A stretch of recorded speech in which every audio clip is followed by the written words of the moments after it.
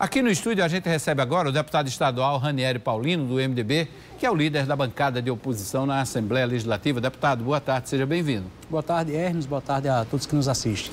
Bom, o senhor estava ali já nos bastidores acompanhando a entrevista do secretário de Segurança e Defesa Social, Jean Nunes. Eu vi que o senhor ficou, assim, de certo modo, muito interessado na pergunta sobre o IML, deputado. O senhor, inclusive, pediu uma audiência pública para tratar dessa questão, né?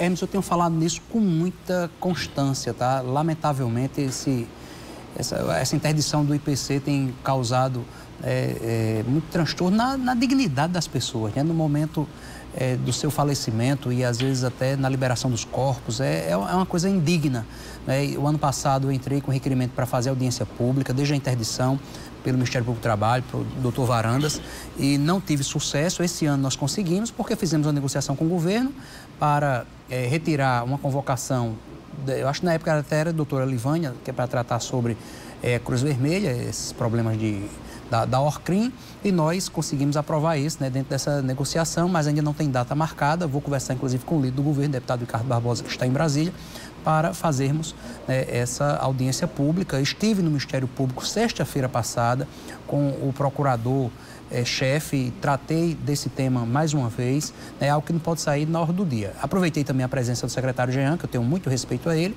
para informá-lo, já que ele é delegado de polícia, né, delegado de carreira, para informar que a PEC de nossa autoria, que garante a inamovibilidade dos delegados, ela foi...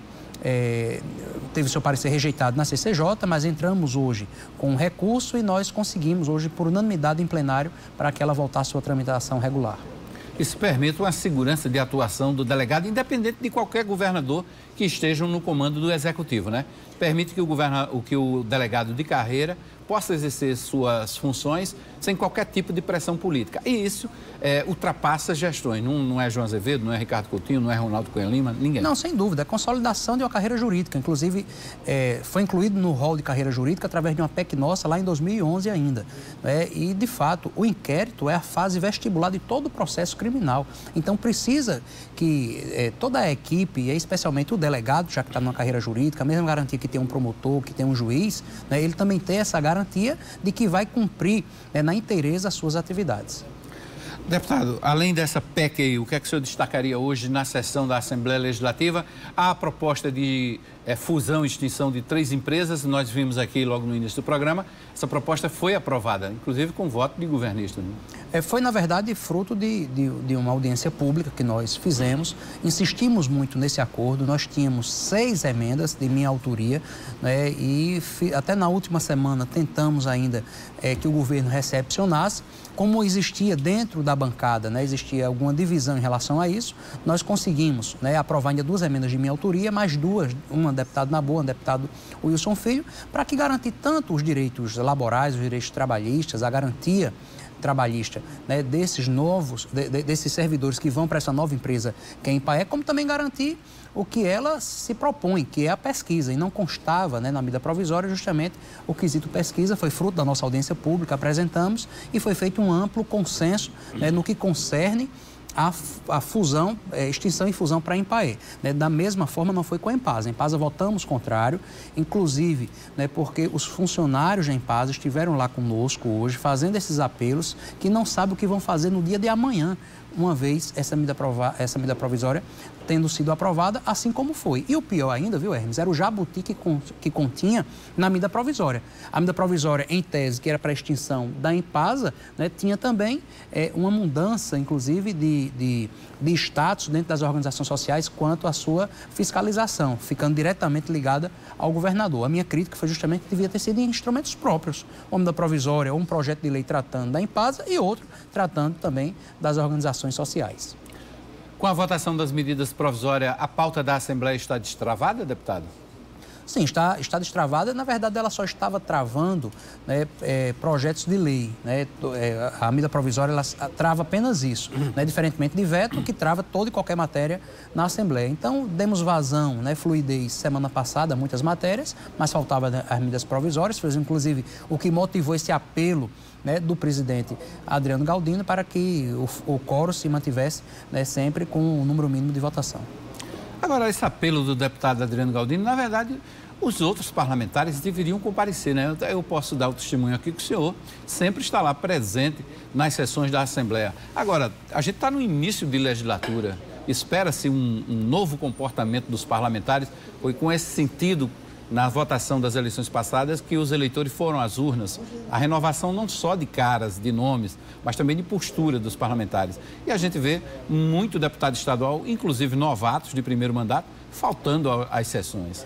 Sobretudo de postura, viu? Você colocou muito bem. Desde 2007, quando eu cheguei na Assembleia, eu defendo o corte e ponto.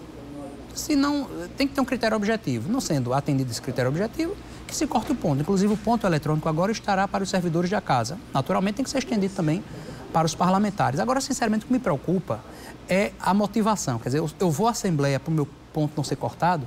Sinceramente, não faz sentido você ir para a Assembleia por isso. Sim, você tem que estar na Assembleia para defender suas causas, defender suas bandeiras, interesse da Paraíba. Claro que, às vezes, acontece compromissos fora. Ontem mesmo eu estava em Brasília, nesse horário. Eu cheguei, sabe que hora, meu voo? 2h30 da manhã. De hoje, 9 horas, um pouquinho antes das 9, eu estava na Assembleia da Paraíba, porque hoje tinha votação. Né? Então, você tem que se adequar a essa agenda da Assembleia, não a Assembleia se adequar à sua agenda, a agenda do parlamentar. Na ausência dos parlamentares, e aí eu quero fazer só um testemunho, né, que na verdade as motivações existiam outras, existiam algumas defecções internas na base do governo e isso motivou, né, a quebra de quórum e motivou a ausência de alguns colegas, né, mandando mensagem subliminar para o governo que queria dialogar. Me parece que está havendo já um avanço nesse sentido e hoje estavam todos bem calmos. Foi mais articulação do governo ou foi aquele prejuízo no bolso, R$800 por sessão que faltar? Olha, sinceramente, quem mandou justificativa hoje teve abonado as suas faltas. Inclusive, eu até vou conversar com o presidente Adriano sobre essas justificativas. Tem que ter justificativas que seja de fato em relação ao próprio mandato, que foi o caso hoje, os que apresentaram. Claro. Né? Mas é importante que seja isso de critério. Foram apenas 5 deputados que faltaram, né? Me incomoda muito a ausência ou a presença ser motivada, melhor dizendo, a presença, pela questão do desconto. Eu acho que isso é diminuir a função que você pode ter dentro do parlamento. Né? Se eu estou indo para lá apenas para cumprir uma tabela, apenas para ter meu salário integral, sinceramente, esse ambiente não é o seu. Vá para contribuir. Eu já tive ponto cortado porque eu me pedi para cortar. Porque quebrei um quórum numa matéria contrária ao interesse da Paraíba, um aumento de imposto, e fui ameaçado de cortar o ponto. Eu pode cortar o ponto, porque meu objetivo aqui é defender a Paraíba. Não é ter o ponto validado ou não. Eu acho que a essência desse problema é muito maior do que a corte do ponto, tá? Mas eu acho que é uma ação positiva. Ok. A gente volta a conversar aqui no estúdio com o deputado estadual Ranieri Paulino, que é o líder da bancada de oposição na Assembleia Legislativa. Deputado, o senhor já passou por essa situação aí de alguém tentar invadir suas redes sociais, hackear? Não, até agora não. Não teve problema com isso, não, né? Não tive, não. Coisas do mundo moderno, deputado. Olha só, em relação, a gente estava falando sobre presença ou não dos deputados, mas e a produtividade da casa, da Assembleia Legislativa? Como é que o senhor tem notado essa produtividade aí nesse primeiro trimestre? Eu tenho visto, assim, os colegas muito producentes, inclusive os novatos, né, querendo imprimir sua marca, né, com muito fôlego, inclusive, de atuação. A gente tem feito várias audiências, sessões especiais, inclusive amanhã quero convidar a todos, faremos uma homenagem aos jornalistas em virtude do dia 7 de abril, dia do jornalista, e vamos fazer a entrega, né, de cidadania paraibana a Suetônio de Souto Maior, que foi de propositura do deputado Quintães, que não está mais conosco na Assembleia, e outra é de Beto Menezes, né, que é esposa de Giovanni Meirelles, e amanhã é de nossa autoria, faremos, né, essa homenagem, né, e apresentamos também, né, uma homenagem a Lena Guimarães. Ela não sabe ainda, viu? Está sabendo agora. Está sabendo agora, né, de mérito jornalístico, sabe do carinho que tenho pela imprensa, inclusive. A imprensa tem sido uma grande parceira das grandes causas da Paraíba, né, e eu particularmente me sinto muito contemplado. Nosso mandato tem essa relação muito próxima com a imprensa em virtude justamente de pautas importantes que nós temos na casa. Mas eu tô satisfeito com essa nova metodologia de trabalho que a Assembleia está implementando. E aí, né, tanto os parlamentares como o próprio presidente, né, tem tido muita sensibilidade em ouvir, né, todo o colegiado de líderes, os deputados, porque ali cada um traz sua realidade, traz sua visão de mundo, né, e é importante justamente que esse mosaico ele seja integrado em favor da Paraíba. E a bancada de oposição continua unida? Mais do que nunca, a bancada de oposição extremamente integrada. Inclusive, nós acho que temos várias conquistas e vários avanços justamente fruto dessa integração, né? É uma bancada plural, heterogênea, né, mas conseguimos, né, construir vários consensos, né, e convergências justamente em virtude desse fortalecimento, e nós estamos, eu acho que, ocupando muitos espaços, temos comissões presididas por colegas nossos, em comissões importantes, inclusive, né, então mostra que a oposição está extremamente contactada. E eu quero fazer aqui um parâmetro, um parênteses, melhor dizendo, Hermes. Vou lhe dizer duas matérias. Uma primeira, esse recuo do governo João Azevedo em relação a que em dezembro o governo criou impostos aí sobre bens, né, alguns aquisição... Isso para o fundo de pobreza, né? O fundo de pobreza. O que nós avisávamos naquele instante é que isso poderia estagnar a economia paraibana. Deixa eu lhe dizer, na medida provisória que extingue esse imposto, é justamente esse argumento que João Azevedo traz, fazendo crítica, né, ao governo anterior. Quer dizer, se tivesse ouvido a oposição, não teria passado pelo vexame, não vou dizer vexame, mas não precisaria dar ré, não é?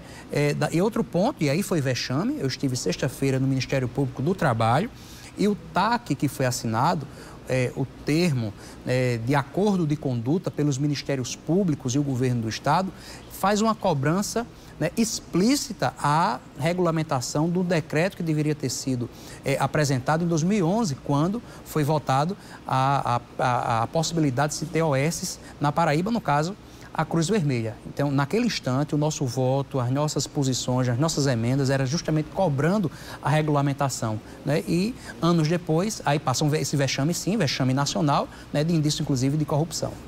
Bom, na verdade, esse TAC, o governo tinha 60 dias, me parece, ou 90 dias para essa regulamentação, e ele se antecipou, né? Apresentou essa proposta, inclusive, no Diário Oficial, trouxe no Diário Oficial para que a Assembleia referendasse, não é isso?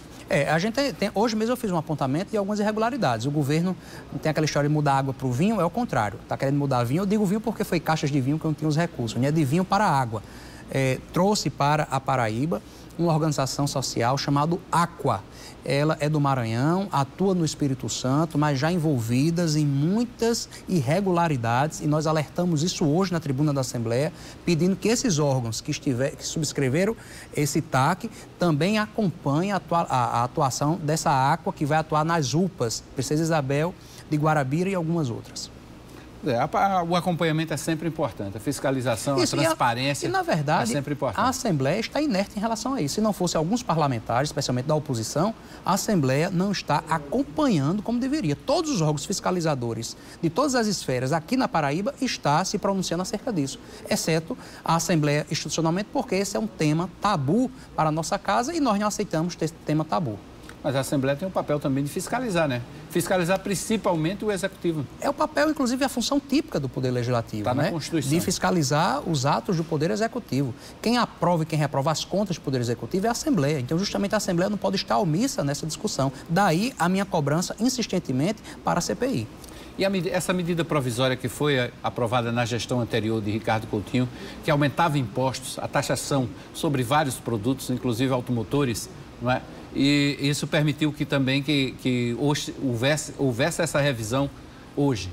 Não, isso não foi votado hoje, não. Ele já encaminhou para casa, mas ainda não foi... Ainda vai para a pauta. Não foi votado. Quando fizemos, inclusive, a observação do voto contrário naquele instante, é justamente porque isso, né, aparentemente, que seria um reforço para o fundo de pobreza, na verdade, iria diminuir, né, o recolhimento de tributos, porque iria estagnar a economia. Ok. Deputado, obrigado pela presença aqui no Obrigado, que Deus nos abençoe.